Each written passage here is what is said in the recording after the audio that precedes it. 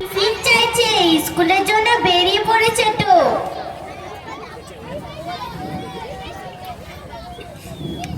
রিয়ার মা, আরে রিয়া তো টিফিন চাইছে, স্কুলের জন্য বেরিয়ে পড়েছে তো। আরে বাবা দাঁড়া না, তোর টিফিনটাও বসেছে এবং বাড়ির কিছু কাজও করছে। উফ, মেয়েটা জ্বালিয়ে মারলো।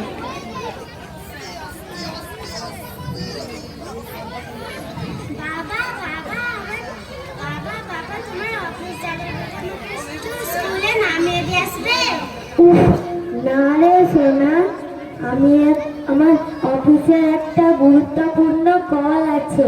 এক কাজ কর, টোটো কাকুর সঙ্গে চলে যা। ঠিক আছে বাবা।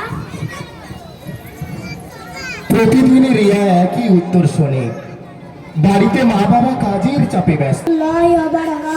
ওয়ালাইকুম আসসালাম ওয়া রাহমাতুল্লাহি ওয়া বারাকাতুহু। তোমরা সবাই ভালো আছো?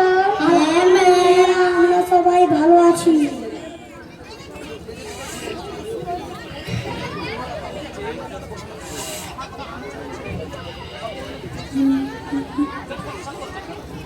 তোমাদের যে কালকে হোমওয়ার্ক দিয়েছিলাম তোমরা সবাই করেছো তো? হ্যাঁ ম্যাম। এই রুবেল তুমি করেছো? হ্যাঁ ম্যাম। এই রিমি তুমি? এই মারিয়া তুমি করেছো? হ্যাঁ ম্যাম।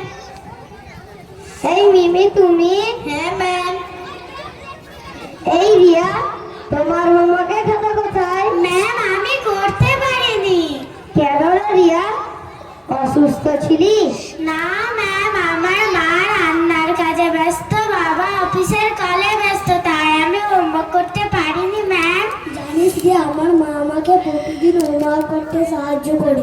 জানিস আমার বাবাও আমাকে গল্প করতে করতে হোমওয়ার্কে সাহায্য করে,